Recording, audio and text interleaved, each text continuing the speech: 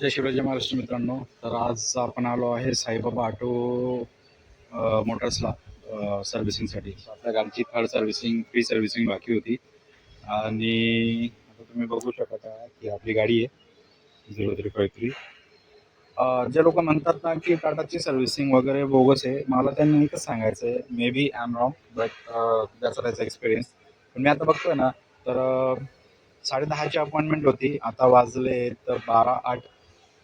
So इथे उभं राहून आपली गाडी पुढं करणं किंवा त्यांना सांगून आपल्या गाडीचा पटकन नंबर लावणं, दॅट इज मोस्ट इम्पॉर्टंट. कारण मोस्ट ऑफ मी बघितलं ना, आता सकाळपासून आम्ही बघतोय ना, तर लोक काय करताय माहिती आहे का, गाड्या टाकून जात आहेत की मी जाईल. ठीक आहे, एखाद्याचं काही कंपनी असेल, सुट्टी नसते, काही काही काम असतं, ते गाड्या टाकून देतात आणि त्यांची कामं करण्यासाठी जातात. That is okay. पण तुम्ही उभं राहून चेक केलं का की काम काय झालंय, काय नाही झालंय? तुम्ही तुमची गाडी आता आतमध्ये जर मी तुम्हाला दाखवलं ना, तर जिथे गाडी सुधरवतात ना, तिथे लक्ष ठेवून झालं पाहिजे. म्हणजे आपली गाडी उभी आहे, आपण काय काय मेन्शन केलंय ॲडवायझर जवळ की माझ्या गाडीला काय प्रॉब्लेम आहे, काय बघायचंय, काय चेक करायचंय. आता माझी गाडी, मी जवळजवळ माझ्या आधी ज्या गाडी होत्या त्यांच्यानंतर माझी गाडी 3 नंबरला गेली. का तर मी इथे नव्हतो, मी त्या आलो, बघितलं माझ्या पुढची जी गाडी तिच्या ती ती वॉशिंगला गेली आणि माझी गाडी मागे लावली. तर मी ते वॉशिंग डिपार्टमेंटवाले, त्यांचं डिपार्टमेंट वेगळे. मी त्यांना सांगून माझी गाडी प्रॉपर माझ्या जागेवर आणून ठेवली की मला माझी गाडी आधी पाहिजे, मला काय माहित नाही.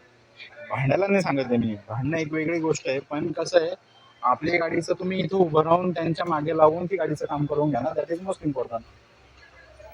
हा कन्सर्न आहे. तो आता बघू, आता टेक्निशियन असेल झालाय, बघू आता काय होतं काही.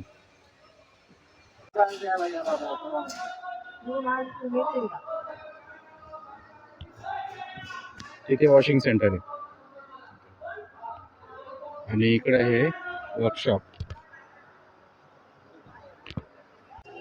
आता आपली गाडी, त्यांना टेक्निशियनला एकदा भेटलो, त्यांना सांगितलं की माझ्या गाडीचा असं वाटतं काम आहे. तर त्यांच्यापैकी एकाने लगेच ते जॉब कार्ड असतं ते घेतलं आणि आपली गाडी घेतली. बघा गाडीची जागा ठिकाणी. तो उभं राहून जर कामं करून घेतले ना, तर ते जास्त बेस्ट असतं. आपल्या डोळ्यासमोर होता, आपण आपल्या समोर होता. आता त्या मुलाने, टेक्निशियनने माझी गाडी आत घेतली. तर त्याच्यानंतर त्याला सांगतो मी की गाडीमध्ये, आता त्याने विचारलं की बरोबर तुमचा काय काय इश्यू आहे, तर त्याला सांगितलं. ते कसं होतं, एक अपफ्रंटली बोलणं किंवा कम्युनिकेट करणं टेक्निशियन सोबत, त्याच्यामुळं ना बरेचसे प्रॉब्लेम सॉल्व्ह होतात. तुम्ही गाडी टाकून जाल, तुम्ही वेटिंग रूम मध्ये बसूनच घ्या टीव्ही बघत सोफ्यावर, त्याच्याने फरक नाही पडत ना. टेक्निशियनला जे लोक करतोय तो लोक करतोय, असं मला वाटतं. हा माझा स्वतःचा एक्सपिरियन्स, त्यामुळे मला तर काही इश्यू नाही सर्व्हिसिंग.